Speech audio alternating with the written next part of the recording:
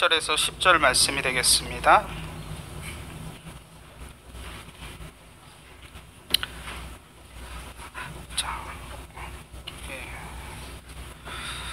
성경 말씀 봉독해 드리도록 하겠습니다. 창세기 25장 7절 말씀. 아브라함의 향년이 175세라. 히브리서 11장 8절에서 10절 말씀.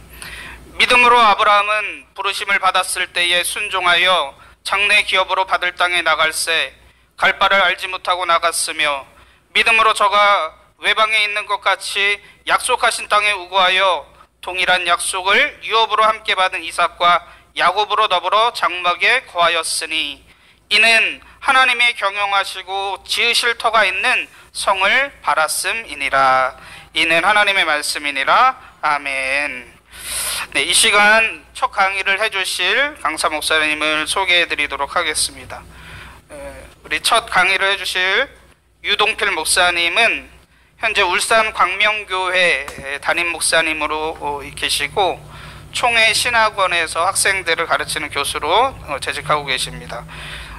울산 기독교 연합회 2단 사이비 대책위원회 총무로 또 일을 하고 계시고, 극동방송 하나님의 구속사 이야기에서 또 CTS 전국 TV 방송이죠. CTS에서 또 신앙 에세이 코너에서 말씀을 주시고 계십니다.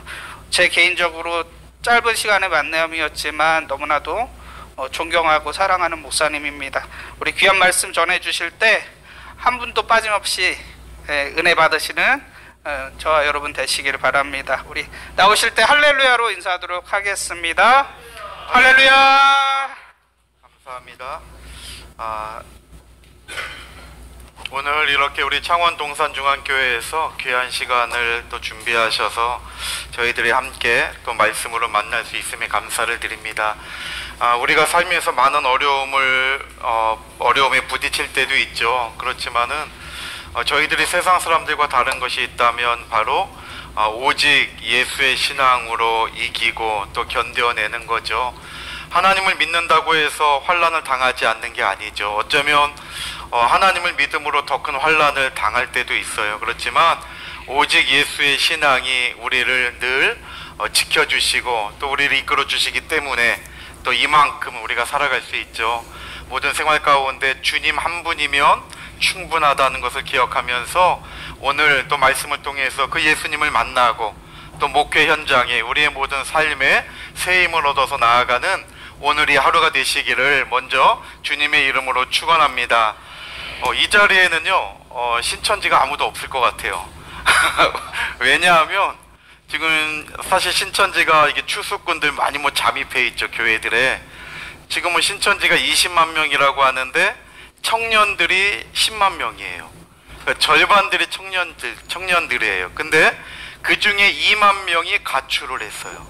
그러니까 2만 명의 부모님들은 애타게 내 자식들을 이렇게 돌려달라고 전국적으로 애타게 찾고 있어요. 그러니까 신천지가 우리나라에 참 큰 문제를 일으키죠. 근데 왜 오늘 이 자리에 없냐면요, 지금 신천지는 다 인천에 모여 있어요. 오늘 9월 18일이 신천지에서 제4회 만국의 날이라고 아주 전 세계의 모든 지도자들을 다 불러 모으는 날이에요. 그래서 오늘 오후 3시부터 저녁 8시까지 5시간 동안 행사를 해요. 거기는 딱 자리가 안 쳐지면요 움직이지 못해요. 우리 이제 3강까지 오늘 이렇게 시간이 있잖아요. 그런데 딱 오늘 지금 앉은 자리에서 저녁에 8시 반이 끝날 때까지 움직이지 말라 그러면 우리 못 버티죠. 근데 신천지는요 딱 그냥 못 움직여요. 그래가지고 4년 전에 그 보도에 언론에 보도가 됐으니까 관심 있게 보신 분들은 아실 거예요. 서울의 종합운동장 그 큰 체육관을 빌려가지고 한 번 이 행사를 했는데 끝나고 나니까 남자 화장실, 여자 화장실 전부 다 기저귀가 막 차고 넘친 거예요. 그러니까 못 움직이니까 다 기저귀를 차고 와서, 왜냐하면 움직이면 그 자리가 비면 보기가 안 좋으니까 못 움직이게 하는 거예요. 그런데 다 기저귀 차고 앉아 있었다니까요. 그리고 끝나고 다 그냥 버리고 가갖고 이게 개판이 되니까 이게 어른들이 분명히 모여서 뭘 했는데 왜 이렇게 화장실에 기저귀가 많냐. 이게 언론에 보도된 적이 있잖아요. 그러니까는 잘못된 곳에 빠지면 잘못된 삶을 살아도 잘못된지 모르는 거예요.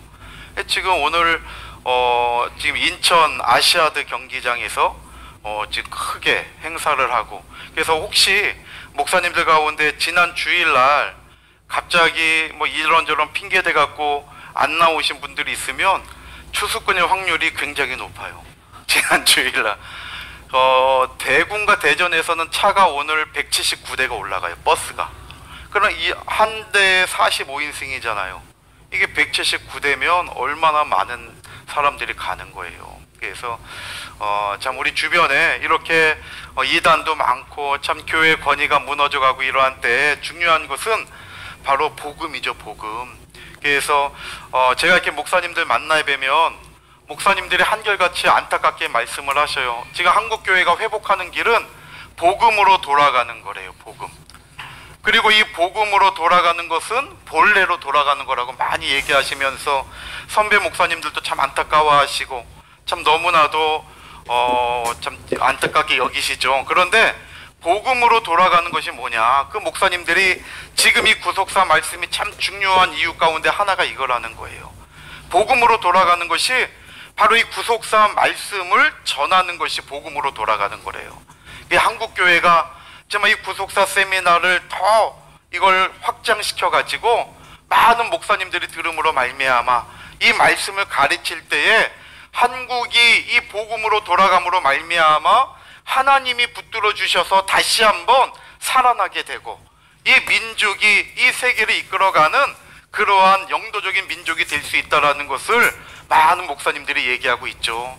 우리 구속사 세미나가 바로 말씀의 본질인 복음으로 돌아가는 중요한 시간이라는 것을 기억하시고 이 말씀을 통해서 다 은혜 받고 또 전하고 이 말씀을 주변에 널리 알리는 가운데 우리 목회 현장도 확산되어지고 부흥되는 역사가 있기를 주님의 이름으로 축원합니다. 오늘 저는 믿음의 조상 아브라함이라고 하는 제목으로 함께 살펴보게 되는데요. 오늘 전체 3강의 내용이 족보를 중심으로 이루어지게 되죠. 그래서 이제 오후에 이승현 목사님께서 창세기 5장의 족보와 또 마태복음 1장의 족보를 중심으로 2강으로 이렇게 나가게 돼요. 그래서 저는 창세기 11장에 있는 족보를 통해서 마지막 하나님의 구속사의 일꾼으로 세우신 아브라함에게 어떻게 이 신앙의 대가 이어져 가고 있고 또 아브라함이 어떠한 믿음으로 하나님의 놀라운 구속의 역사를 이루어 갔는지 오늘 함께 살펴보면서 저와 여러분들도 이 시대에 하나님이 찾으시는 신령한 아브라함과 같은 믿음의 사람들이 되시기를 바랍니다. 창세기는 우리가 너무나 잘 알듯이 1장부터 50장까지 기록이 되어 있죠. 인물로 따지자면 창세기는 아담으로부터 시작을 하죠. 창세기는 아담으로부터 시작을 해서 요셉이 죽음으로 끝나요. 창세기는 아담으로 시작해서 요셉이 110세에 죽게 되죠. 창세기 50장 26절 말씀 보면 요셉이 110세에 죽게 돼요. 아담의 연대는 우리가 창세기 5장을 계산해 보면 주전 4114년이 되죠. 그리고 요셉이 110세로 죽을 때는 역사적으로 주전 1806년이 돼요. 1806년. 그러니까 우리는 창세기 1장부터 50장을 볼 때에 맘만 먹으면 한 몇 시간이면 하루면 다 읽잖아요. 내가 맘만 먹으면 창세기 요 1장부터 50장 하루면 다 읽죠. 하루 24시간도 필요하지 않아요. 내가 맘만 먹으면 금방 읽죠. 그런데 내가 창세기를 읽어가는 순간 아담부터 요셉까지 자그마치 이 기간은 2308년의 역사가 되죠. 그러니까 저와 여러분들은 창세기를 읽는 순간 몇 년의 역사를 지금 지나가고 있는 거예요? 2308년의 역사를 막 훑어가고 있는 거예요. 그래서 아담부터 요셉까지 2308년의 역사를 기록하고 있는 것이 바로 창세기죠. 그리고 이 창세기는 두 파트로 나누어져요. 아브라함을 중심으로 두 파트로 나누어지게 되죠. 그래서 아담부터 아담부터 아브라함까지의 역사를 학자들은 원 역사라고 얘기하고 있고, 그리고 아브라함부터 요셉까지 이어지는 이 역사를 족장들의 역사라고 얘기하고 있죠. 그래서 아브라함 이후 이삭, 그 다음에 야곱, 그 다음에 요셉, 이렇게 믿음의 4대가 창세기 12장부터 50장까지 펼쳐지면서 하나님의 구원 역사가 어떻게 이 아브라함으로부터 시작되어져 나가고 있는가를 우리에게 잘 보여주고 있죠. 그래서 이렇게 인물적으로 보면 아담부터 요셉까지의 역사예요. 그리고 창세기 5장을 볼 때에 아담부터 아브라함으로 갈 때의 중간에 노아라고 하는 인물을 통하여서 이 신앙이 아브라함에게 전수되죠. 그래서 아담부터 노아까지의 역사가 창세기 5장에 기록되어 있고, 또 노아부터 아브라함까지의 역사가 창세기 11장에 기록되어 있는 거죠. 그래서 오늘 저는 이 노아부터 아브라함까지 이어지는 역사, 어떻게 노아부터 아브라함까지 이어져 가고 있는가, 창세기 11장 10절부터 26절에 있는 족보의 내용을 통해서 좀 더 구체적으로 살펴보려고 해요. 우리가 이제 먼저 이렇게 보면 아브라함은 주전 2166년에 출생을 하게 돼요. 나중에 이제 연대를 계산해 보면 아브라함의 출생 연대는 주전 2166년이죠. 아브라함의 아들 이삭은 아브라함이 창세기 21장 5절에 보면 몇 살에 낳았죠? 100세에 낳죠. 그러니까 이삭은 주전 2066년에 출생을 하게 되죠.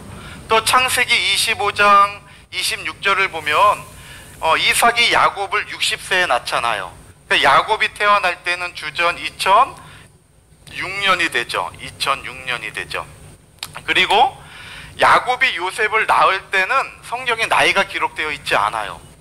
전부 다 아브라함이 이삭을 언제 낳았는지, 또 이삭이 야곱을 언제 낳았는지 잘 기록이 되어 있는데, 야곱이 요셉을 언제 낳았는지는 정확하게 기록이 되어 있지 않아요. 그런데 창세기 47장 9절 말씀 볼 때에 야곱이 요셉을 90세에 낳았다는 걸 우리가 추정해 볼 수가 있어요. 생각하게 되죠. 그래서 2066년에 태어난 야곱이 90세에 요셉을 낳았으니까 요셉은 1916년도에 출생했다는 것을 알게 돼요. 그리고 1916년부터 1806년까지 110년 동안 요셉은 생존했다는 것을 알 수가 있죠. 믿음의 4대는 이렇게 이어져요. 그런데 이 노아는 연대를 따져보면 주전 3058년에 노아는 출생하게 돼요. 노아의 출생은 주전 3058년이에요. 그러면 노아가 몇 년 동안 살았냐면 창세기 9장 29절에 보면 노아는 950세까지 살았대요. 자, 그러면 한번 보세요. 3058년에서 950세까지 노아가 살았으니까 노아가 요걸 빼면 노아가 죽은 연대가 나오겠죠. 그럼 8 내려오고 그 다음에 빵 되고 하면 2108년 나오잖아요. 그러니까 노아가 언제 죽었냐면 3058년에 태어나서 2108년에 죽은 거예요. 그러면 2108년의 위치가 어딘가 한번 생각해 보면 2166년 지나야 2108년이 나오잖아요. 그러니까 대충 한 요 정도가 2108년이 된다고 친다면, 요 정도가 2108년이 된다고 친다면 노아는 3058년부터 2108년까지 950년을 살은 거예요. 950년. 창세기 9장 29절에 노아는 950세에 죽었다고 얘기하니까요. 자, 여기 보면 우리가 생각해 볼 게 있죠. 자, 아브라함은 2166년에 출생을 했다 그랬어요. 그런데 노아는 2108년에 죽으니까 요 간격, 아브라함이 출생해서 노아가 죽을 때까지의 이 간격을 보면 바로 58년의 차이가 있죠. 58년. 그러니까 이건 뭐냐면 노아가 950세로 2108년에 죽었을 때 아브라함은 몇 살이었다는 거예요? 58세가 되는 거예요. 그러니까 저희는 그동안 성경 읽을 때 노아는 방주를 짓고 600세 노아 홍수가 나고, 그 다음에 아라랏산에 방주가 도착하고 세 아들이 이제 번창해 나가면서, 그 다음에 우리는 노아를 더 이상 생각해 본 적이 없어요, 실질적으로요. 그런데 이 연대를 펼쳐놓고 볼 때에 믿음의 조상 아브라함과 노아가 58년 동안 같은 시대에 살았다는 것을 알 수가 있는 거죠. 그러면 아브라함은 노아를 통해서 하나님이 홍수 심판을 할 수밖에 없었던 그 당시의 상황이라든지 방주를 지을 때 어려웠던 그 많은 고충들을 직접 노아에게 들을 수가 있었을까요? 없었을까요? 네, 있었다는 거예요. 그러니까 우리가 전에는 전혀 이런 부분들을 생각하지 못했지만 창세기 5장과 11장의 족보를 잘 생각해보고 펼쳐놔서 보니까 노아가 아브라함과 58년 동시대에 있으면서 노아의 믿음이 아브라함에게 전수되었구나라는 것을 알 수 있다는 거죠. 그래서 아브라함은 그냥 이렇게 이삭, 야곱, 요셉 4대가 펼쳐져 나간 것이 아니라 하나님께서 노아를 950세까지 장수하게 하심으로 아브라함을 만나게 하셔서 아브라함은 노아를 통해서 아담이 에덴 동산에 있었던 그 모든 실수, 또 그 모든 회개하는 모습들을 전해 듣게 되고, 또 노아를 통해서 직접 방주에 대한 걸 들으면서 하나님의 구속사를 내가 이루어 가야겠구나 다짐하면서 순종하는 믿음의 사람으로 세워져 갈 수 있었다는 거예요. 그래서 오늘 이러한 배경 속에 구체적으로 하나하나 살펴보면서 정말 아브라함과 같은 그 믿음이 마지막 이 시대에 저와 여러분들의 믿음이 되어서 하나님이 찾으시는 그 한 사람이 됨으로 말미암아 보잘것없는 저와 여러분들이지만은 나를 통해서 아버지의 영광이 이 땅에 편만하게 증거되어지는 역사가 있기를 주님의 이름으로 축원합니다. 자, 그럼 첫 번째 한번 볼게요. 자, 우리 교재 1번 한번 볼게요.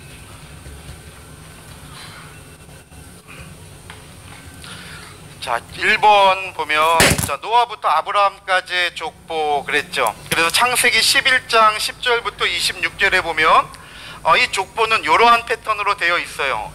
A라는 사람이 몇 세에 B를 낳고 4페이지에 있어요. 교재 4페이지에 A는 몇 세에 B를 낳았고, 또 B를 낳은 후에 몇 년을 지내며 자녀를 낳았으며, 이런 양식으로 되어 있어요. 그러니까 창세기 5장과 창세기 11장의 족보에 다른 점이 있다면, 창세기 5장에는 죽었더라 라는 표현이 있는데 창세기 11장에는 죽었더라 라는 표현은 없고 지내며, 이게 지낸 기간까지가 나와요. 그러니까 우리는 창세기 11장과 같이 처음 아들을 낳은 나이와 그 사람이 지낸 나이를 더하면 그 사람이 죽은 나이도 계산할 수가 있는 거죠. 그래서 그걸 계산한 것이 밑에 있는 표예요. 자, 제가 한번 앞에다가 기록을 해볼게요. 자, 노아가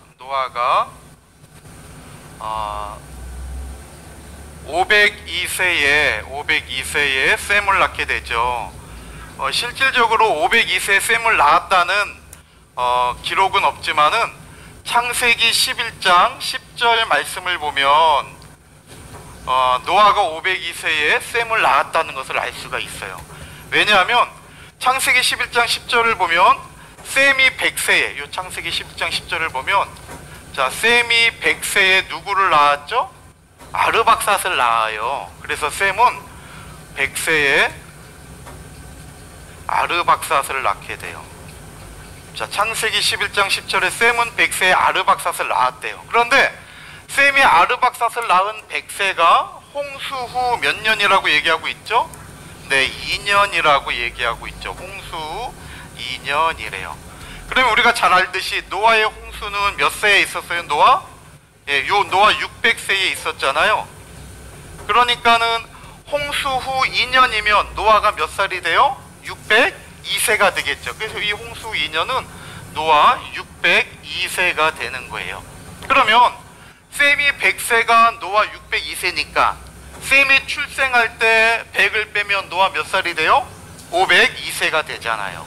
그래서 이 창세기 11장 10절을 계산해 볼 때에 바로 노아가 502세에 셈을 낳았다는 것을 알 수가 있죠. 그리고 이제 10절 이하의 족보를 쭉 보면 셈은 100세에 아르박삿을 낳았죠. 또 아르박삿은 35세에 셀라를 낳고, 또 셀라는 30세에 에벨을 낳죠. 그리고 에벨은 34세에 벨렉을 낳고, 그 다음에 벨렉이 30세에 루를 낳고, 그 다음에 루가 32세에 수룩을 낳죠. 그 다음에 수룩이 30세에 나홀을 낳게 되죠. 그 다음에 나홀이 29세에 아브라함의 아버지인 데라를 낳고, 데라가 70세에 아브라함을 낳게 되죠. 이것이 이제 창세기 11장에 있는 내용이죠. 그리고 아브라함은 100세에 창세기 21장 5절에 보면 아브라함은 100세에 누구를 낳아요? 이삭을 낳게 되죠.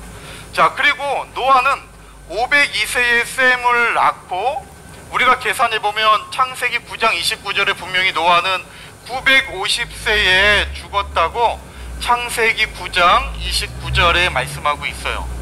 그러니까는 950세에서 502세를 빼면 노아는 448년을 더 지내면서 자녀들을 낳았다는 걸 알 수가 있죠. 그리고 셈은 100세에 아르박삿을 낳고 몇 년을 더 지냈대요? 500년을 더 지냈대요. 그러니까 이걸 계산해 보면 셈은 몇 살에 죽었어요?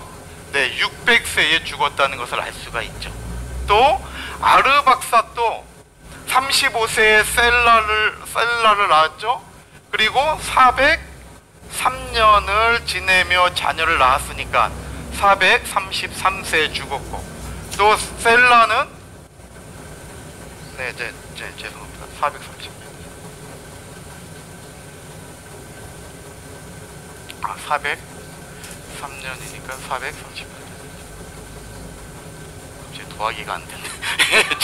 그 다음에 셀라가 30세에 에벨을 낳고 또 403년을 지냈다 그랬죠. 그러니까 433세가 됐죠. 그 다음에 에벨은 30세에 벨렉을 낳고 430년을 지냈죠. 그러니까는 464세에 에벨이 죽었죠. 그 다음에 벨렉은 30세에 루를 낳고 209년을 지냈다 그랬죠. 그래서 239세에 죽고, 그 다음에 루는 32세에 수룩을 낳고 207년을 지내며 자녀를 낳게 되죠. 그래서 239세에 루도 죽게 되고, 그 다음에 수룩은 32세에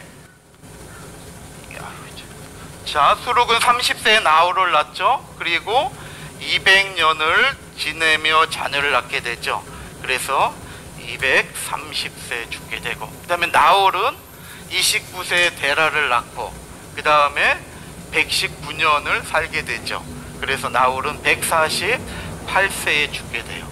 그 다음에 데라는 70세에 아브라함을 낳고, 그 다음에 데라가 죽은 것은 창세기 11장 32절에 보니까 205세에 죽었다 그랬잖아요. 그러니까 데라는 아브라함을 낳고 135년을 더 살았다는 것을 알 수가 있죠. 자, 우리가 이 표를 보면 두 가지를 알 수가 있어요. 자, 수명이 노아는 950세까지 살았죠. 그리고 셈은 600세까지 살았어요. 그런데 이 노아와 셈은 실질적으로 홍수 심판을 경험했던 사람들이잖아요. 그리고 아르박삿, 셀라, 에벨까지 보면 에벨이 464세에 죽는데 홍수 이후의 수명이 급격히 줄었다는 걸 알 수가 있죠. 그러니까는 첫 번째로는 인간의 수명이 감축이 되는데, 첫 번째로는 홍수 심판으로 수명이 감축되었다는 것을 알 수가 있어요. 그 다음에 또 에벨 이후에 벨렉, 루, 수룩, 나홀 보면 또 464세에서 200대로 또 반이 또 줄었잖아요. 이렇게 또 두 번째로 반이 줄은 것은 바로 이 벨렉 때부터예요. 이 벨렉과 관계가 있다는 거죠. 그러면 벨렉의 뜻이 뭐냐면 나뉘다 라는 뜻이에요. 펠레그라고 하는 이 벨렉은 분리되다, 나뉘다, 나님, 분리 그러한 뜻을 갖고 있어요. 그러니까는 벨렉 때 나누어졌다는 거죠. 그래서 실질적으로 벨렉 때 바벨탑 사건이 있게 되죠. 창세기 11장에 있는 바벨탑 사건이 있게 돼요. 그러니까 우리가 창세기 11장에 이 족보를 놓고 보면 수명이 갑자기 단축이 돼요. 창세기 5장에 아담부터 노아까지의 족보를 보면 평균 수명이 912세예요. 창세기 5장의 그쪽 믿음의 족장들은 평균 수명이 912세예요. 그런데 창세기 11장의 족보들을 보면 이 족장들의 연대가 수명이 갑자기 줄어드는 것을 알게 돼요. 그래서 첫 번째는 홍수 심판으로 수명이 감축되고, 두 번째로는 바벨탑 사건으로 수명이 감축되고 있다는 것을 알 수가 있죠. 그래서 우리가 잘 알듯이 노아의 홍수 심판 때는 바로 하나님 앞에 죄가 반영했던 시대라는 걸 알 수가 있죠. 인간들이 생각하고 계획하는 모든 것들이 하나님 보실 때 악했던 시기예요. 또 바벨탑을 쌓았던 요 시기는, 요것은 바로 교만의 죄죠. 교만. 창세기 11장 4절 말씀 보면, 야, 우리가 꼭대기까지 하늘에 닿게 하자. 교만은 두 가지예요. 첫 번째로는 하나님 앞에 대적하는 게 교만이죠. 그래서 우리 창세기 11장 4절을 한번 성경책을 찾아볼게요. 자, 창세기 11장 4절을 한번 다 같이 살펴보도록 하겠습니다. 우리 교재에는 안 실려 있어요. 창세기 11장. 우리 성경이 지금 우리나라에 개역 개정판이 나온 이후에 개역 개정판으로 바꾼 교회들도 있지만, 또 여전히 개역 한글판을 이렇게 또 사용하고 있는 교회도 있죠. 그래서 교재에는 개역 개정판, 대부분의 목사님들이 개역 개정판을 보시니까 제가 이 개역 개정판으로 좀 실어 놓고 중요한 것만 한글판을 제가 이제 했는데, 요 11장 4절은 그 교재에 실려 있지 않아요. 한번 다 같이 읽겠습니다. 시작. 또 말하되, 자, 성읍과 탑을 건설하여 그 탑 꼭대기를 하늘에 닿게 하여 우리 이름을 내고 온 지면에 흩어짐을 면하자 하였더니. 아멘. 보세요. 일단은 교만은 뭐냐면, 지금 11장 4절 보면 그 탑 꼭대기를 어디에 닿게 하재요? 하늘에 닿게 하재요. 그러니까는 피조물이 하나님처럼 되려고 하는 게 교만이에요. 절대 피조물은 하나님이 될 수 있어요? 없어요? 될 수 없어요. 창조주 하나님은 완전한 사람의 몸을 입고 예수님의 이름으로 우리 가운데 오셨죠. 빌립보서 2장 6절로 8절까지 말씀 볼 때에 하나님과 동등됨을 취하지 아니하고, 원래 하나님의 본체시지만 하나님과 동등됨을 취하지 아니하시고 종의 형체를 입어 사람의 모습으로 우리 가운데 오신 분이 예수님이에요. 그러나 우리 인간은 창조주 하나님처럼 될 수 없다라는 거예요. 이단들은 자기네 인간들이 창조주를 흉내를 내는 거죠. 자기가 보혜사고 자기가 진리의 성령이고. 근데 절대 인간은 하나님이 될 수 없는 거예요. 근데 교만은 하나님처럼 되려고 하는 것. 그래서 이사야서 14장 12절로 14절 말씀 볼 때에도 타락한 계명성을 책망할 때 보세요. 이 계명성이 내가 하늘 꼭대기에 올라가서 무별 위에 자기 자리를 만들겠대요. 이게 타락한 계명성이죠. 이게 교만이에요. 하나님도 가장 높은 구름 위에 자기가 좌정해가지고 하나님 노릇을 하겠다는 거예요. 그러니까 교만은 하나님처럼 되려고 하는 것이 교만이죠. 그 다음에 두 번째 보면 그 하반절에 우리 이름을 내고 그랬죠. 교만은 자기 이름을 앞세워요. 자기 이름. 하나님의 이름이 아니라 자기 이름을 내세우는 것, 이것이 바로 교만이죠. 그래서 이와 같이 창세기 11장을 볼 때에 수명이 급격히 단축되고 있는 것은 홍수 심판의 죄로 인한 하나님의 그러한 심판 이후에 또 벨렉 시대의 바벨탑 사건으로 수명이 단축되고 있는 것을 알 수가 있죠. 자, 우리 6페이지 교재 보면요. 자, 첫 번째로 6페이지 교재 보면 소 1번이 있죠. 자, 이 11장 족보를 통해서 우리가 알 수 있는 것은 점점 뭐가 감축되고 있어요? 네, 수명이 감축되고 있다는 거예요. 그래서 홍수 심판으로 수명이 감축되죠. 6장 5절 다 같이 함께 읽어볼게요. 시작. 여호와께서 사람의 죄악이 세상에 가득함과 보세요. 죄악이 세상에 가득하고요. 마음으로 생각하는 모든 계획이에요. 모든 게 다 악화되고요. 항상. 그러니까 6절 말씀 이어서 보면 하나님이 사람 지으신 것을 한탄할 정도잖아요. 또 6장 13절에도 포악이 땅에 가득했대요.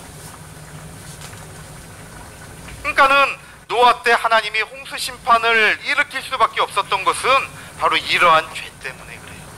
그 다음에 두 번째 바벨탑 사건 때문에 수명이 감축됐다 그랬죠. 바벨탑 사건은 이 벨렉 시대에 이루어진 거예요. 그러면 실질적으로 역사를 보면 성경이 기록되기를 벨렉 때 세상이 나뉘어졌다고 얘기하죠. 자, 10장 25절 한번 읽어볼게요. 시작. 에벨은 두 아들을 낳고 하나님의 이름을 벨렉이라 하였으니 그때에 세상이 나뉘었으며 벨렉의 아우의 이름은 욕단이며. 아멘. 보세요. 에벨이 두 아들을 낳았는데 이 에벨의 아들 가운데 하나가 벨렉이에요. 그런데 벨렉 때 세상이 나뉘었다고 얘기하고 있죠. 그 나뉘어진 사건의 근본이 바로 바벨탑 사건이에요. 그래서 바벨탑 사건이 일어나기 전에는 원래 한 족속이고 언어도 하나라고 11장 6절에 말씀하고 있잖아요.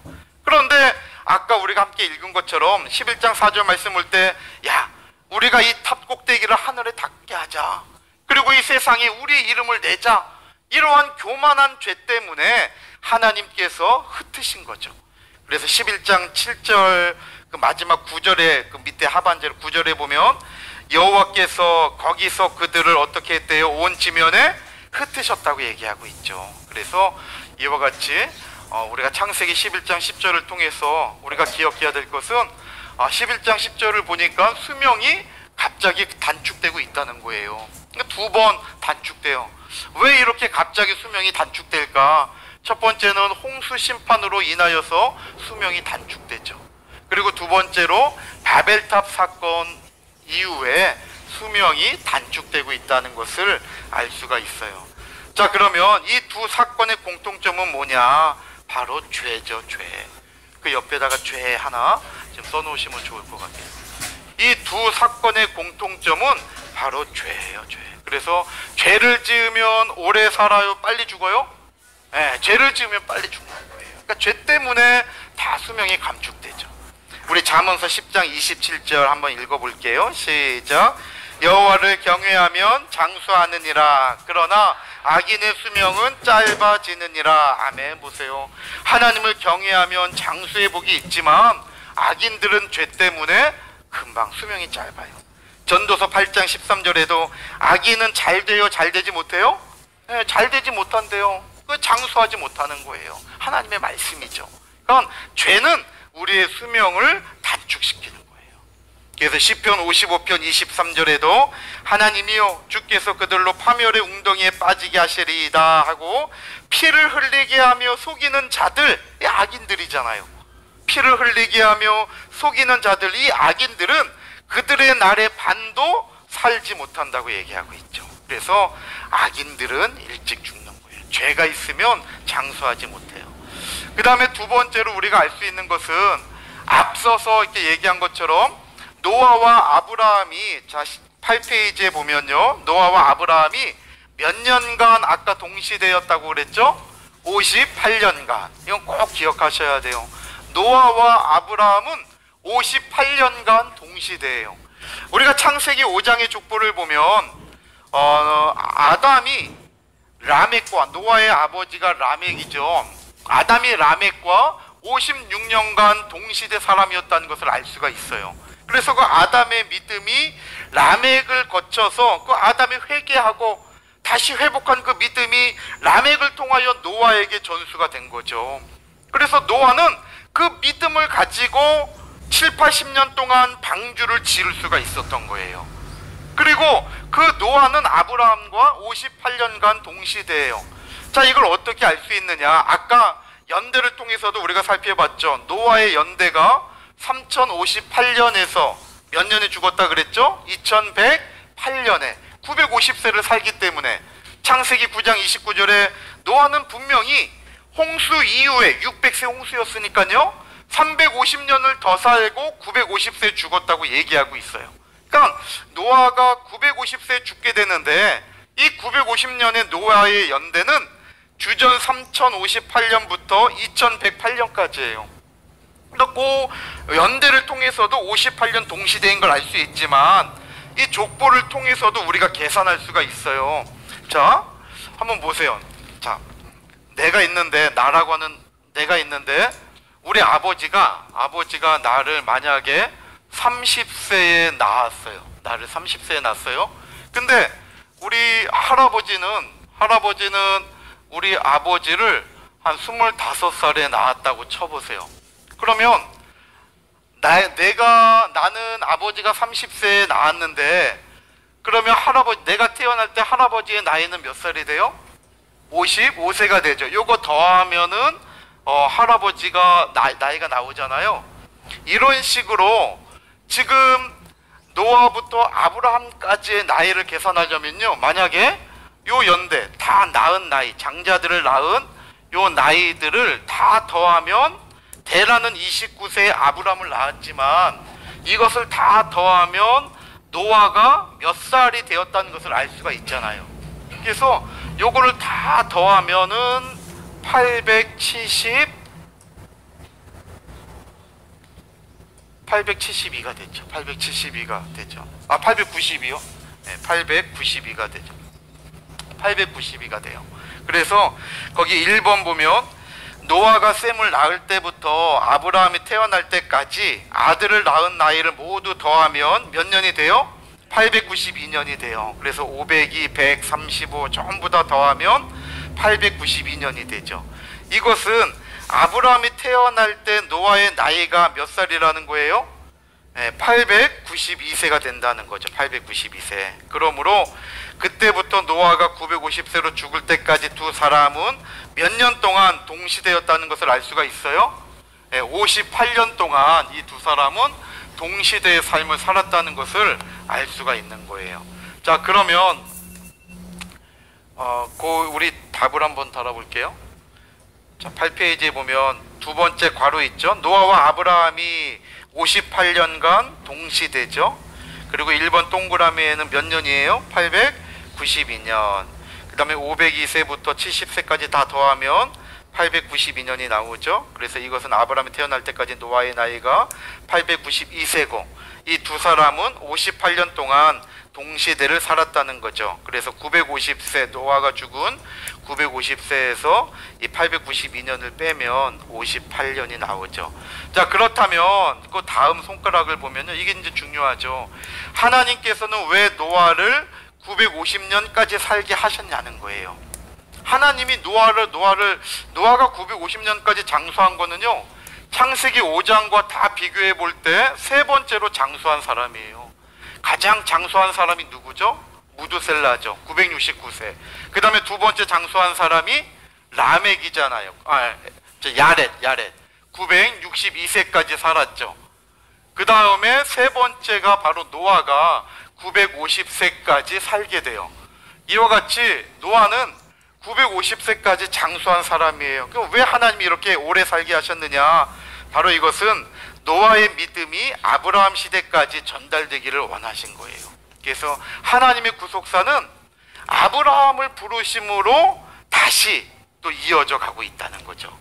그래서 히브리서 11장을 볼 때 우리가 이걸 잘 알 수가 있는데, 히브리서 11장은 믿음의 장이잖아요. 이때 노아와 아브라함이 믿음으로 연결되어 있죠. 그래서 히브리서 11장 7절에는 믿음으로 노아는 얘기하고 11장 8절에 바로 믿음으로 아브라함은, 노아와 아브라함은 10대의 차이가 있는데 그 가운데 사람들을 다 생략하고 그 노아의 믿음을 누가 이어받고 있다는 거예요? 아브라함이 이어받고 있다는 것을 히브리서 7장과 11장 7절로 8절을 통해서 알 수가 있죠. 이렇게 하나님은 아담도 마찬가지예요. 분명히 에덴 동산의 선악을 알게 하는 나무의 실과를 따먹으면 죽는다 그랬는데 그 아담도 창세기 5장 5절에 보면 930세까지 장수하게 하셨잖아요. 그러니까 이렇게 아담을 장수하게 하고 또 노아를 장수하게 하신 것은 하나님은 믿음이 전수되기를 원한 거예요. 그래서 그 옆에다가 바로 신앙 전수라는 걸 하나 적어 놓으시면 좋을 것 같아요. 신앙 전수예요. 그러니까 오늘 마찬가지로 저와 여러분들도 나의 믿음이 내 자녀에게 전수돼야 돼요? 안 돼야 돼요? 전수돼야 돼요. 반드시 우리들의 믿음이 내 당대에서 끝나면 안 되는 거예요. 내 자녀들에게 그 믿음이 전수가 돼야 돼요. 그래서 신앙 전수가 아주 중요하다라는 것을 우리가 알 수가 있어요. 자, 그러면 이제 두 번째로 이렇게 아브라함은 노아를 통해서 신앙을 전수받게 되는 것을 알 수가 있어요. 그러면 이제 이 아브라함의 일생이 어떻게 되느냐? 아브라함은 창세기 25장 7절 오늘 본문 말씀 볼 때에 아브라함은 175세의 삶을 살아요. 이 175년 동안에 10군데를 다녀요. 성경을 볼 때에 10군데 장소를 다녔던 아브라함의 일생을 우리가 볼 수가 있죠. 자, 우리 8페이지 2번 보면 아브라함의 일생 그랬죠. 아브라함은 175년의 일생을 사는 동안 모두 10군데예요. 거기 군대에서 10이 빠졌어요. 10군데의 장소를 거주하였죠. 그런데 특히 하나님께서 약속하신 가나안 땅에서는 약 100년 동안 거주해요. 그러니까는 아브라함은 175년의 일생 가운데 75년은 갈대아 우르에 있었고 그 다음에 100년은 가나안 땅에 있었어요. 자, 잠깐 아브라함의 어떤 그 거한 삶을 지도로 잠깐 표현해 보면요. 자, 여기가 지중해고 그 다음에 갈릴리에서 요단강이 흐르고 자, 이제 사해바다가 있게 되죠. 그래서 보통 열왕기상 4장 25절이나 이렇게 성경에 한 7군데 정도가 기록되어 있는데요. 단에서부터 부엘세바까지를 가나안 땅이라고 얘기를 하죠. 보편적으로 이제 요 밑에가 이제 부엘세바가 있죠. 그래서 요 위에 단에서부터 요 부엘세바까지를 보편적으로 가나안 땅이다 이제 얘기를 하고 있죠. 그리고 요단강이 야복강이 이제 요단강에서 이제 흘러내리죠. 그다음 페르시아만이 이쪽으로 펼쳐지고 유프라테스 강이 흐르고 그 다음에 티그리스 강이 흘러가게 되죠. 아브라함은 유프라테스 강과 티그리스 강이 만나는 요 하루 지역에서 태어나게 되죠. 이게 이제 우루가 되죠. 우루 빛이라고 하는 뜻이죠. 우루에서 아브라함은 태어나게 돼요. 이때가 주전 2166년이 된다는 것을 우리가 연대를 통해서 알 수가 있죠. 아브라함은 우르에서 태어나죠. 그래서 우르에서 태어나서 하란으로 이전하게 되죠. 그래서 첫 번째는 아브라함이 우르에 거하게 되고 이제 두 번째 장소가 하란에 거하게 돼요. 하란에. 그리고 하란에 있다가 75세에 우리가 잘 아는 대로 창세기 12장 1절로 4절에 기록되어 있죠. 창세기 12장 1절로 4절에 보면 아브라함 75세죠. 또 사도행전 7장 4절 하반절도 마찬가지예요. 우르를 떠난 것은 사도행전 7장 2절로 4절 상반절까지 기록이 되어 있죠. 그러니까 우리가 보통 아브라함은 가나안 땅에 들어오기까지 두 번 떠난 것을 알 수가 있어요. 그래서 먼저 우르에서 떠나고 그 다음에 75세 우리가 잘 아는 창세기 12장 1절로 4절은 우르에서 떠난 게 아니라 하란에서 떠난 사건이죠.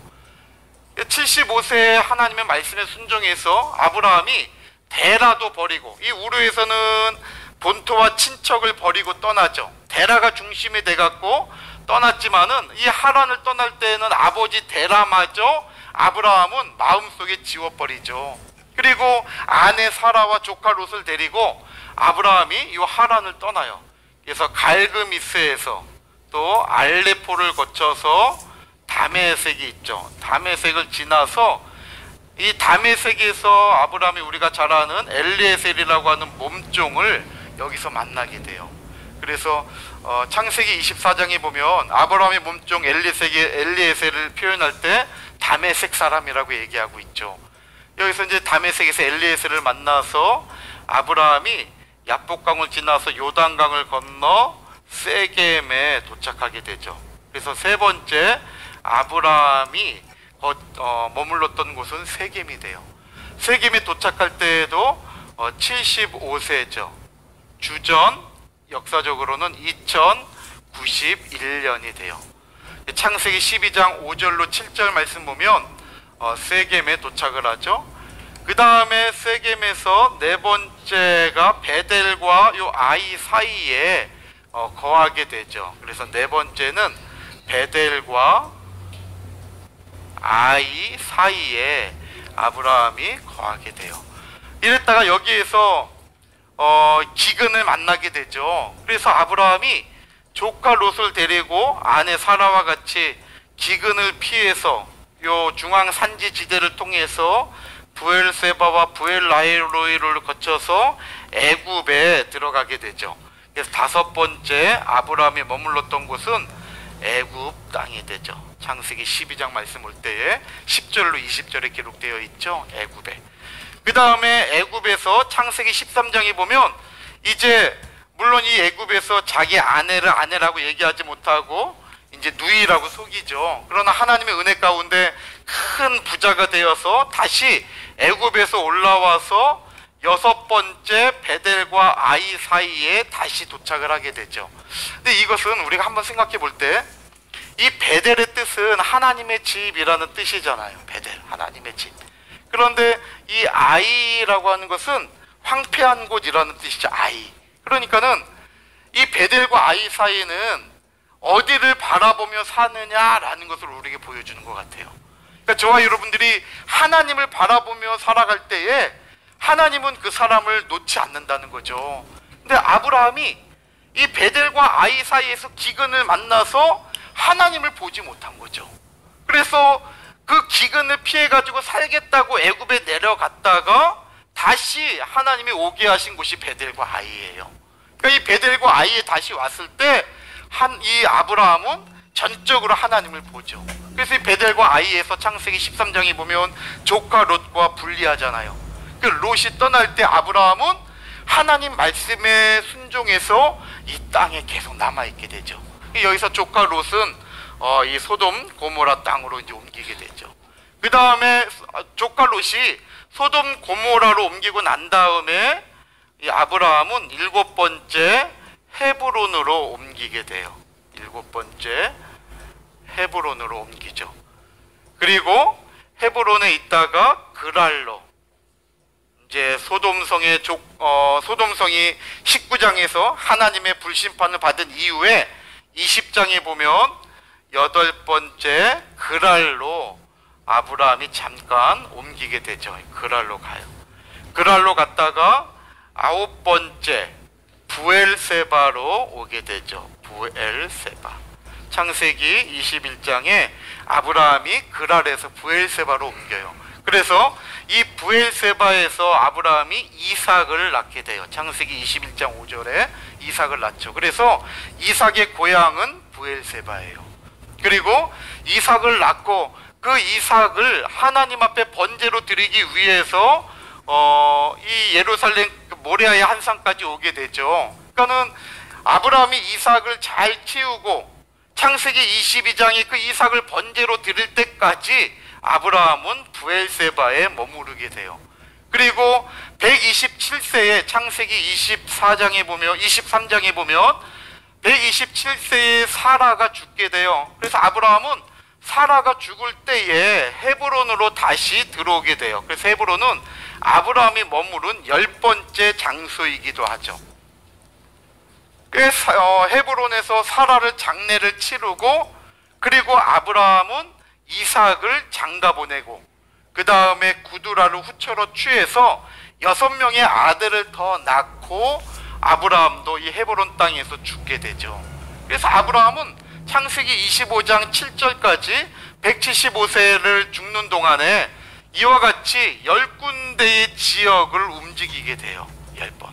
그래서 그 10번의 지역 가운데 75세 하란을 떠났으니까 여기에 가나안 땅에 머물렀던 시간은 약 100년의 시간이 된다는 거죠. 아브라함 75세부터 175세까지 100년은 아브라함이 가나안 땅에 머물러 있어요. 자, 이것을 우리가 간단하게 한번 정리해 보면 지금 이것은 아브라함이 지낸 그 여정을 우리가 이제 살펴본 거예요. 이것을 우리가 간단하게 한번 정리해 보면요. 자, 아브라함의 인생은 세 시기로 나눌 수가 있어요. 첫 번째 시기가 있고, 그 다음에 두 번째 시기가 있고, 그 다음에 세 번째 시기가 있죠. 아브라함은 이렇게 세 시기로 나눌 수가 있는데, 첫 번째 시기와 두 번째 시기의 분기점은 가나안 입성이에요. 가나안에 들어가는 것. 그래서 아브라함이 몇 살에 가나안에 들어갔다 그랬죠? 75세죠. 이때가 주전 2091년이 되는 거예요. 그리고 아브라함의 일생 가운데 두 번째와 세 번째 시기를 나누는 요 기준은 바로 이삭의 출생이에요. 이삭의 출생. 이삭의 출생으로 두 번째 시기와 세 번째 시기를 나눌 수가 있어요. 자, 그러면 이삭이 태어날 때 아브라함이 몇 살이에요? 100세잖아요. 창세기 21장 5절에. 이때는 주전 2066년이라는 것을 알 수가 있죠. 그리고 아브라함은 175세로 죽게 되죠. 창세기 25장 7절에 175세로 죽게 돼요. 이때 연대가, 아브라함의 연대가 주전 1991년이 되는 거예요. 자, 아브라함은 출생이 아까 얘기했지만 우르에서 출생하게 되는데, 아브라함의 출생은 주전 몇 년이라 그랬죠? 2166년. 이것은 꼭 기억을 하셔야 돼요. 아브라함의 출생 연대는. 자, 아브라함의 출생 연대가 몇 년이에요? 2166년. 그래서 아브라함은 2166년에서 1991년까지 175년을 산 거예요. 이 175년을 아브라함이 걸어간 여정으로 이렇게 지도로 표현하면 이런 여정이 되지만, 우리가 다시 한번 정리해 보면 이렇게 아브라함의 일생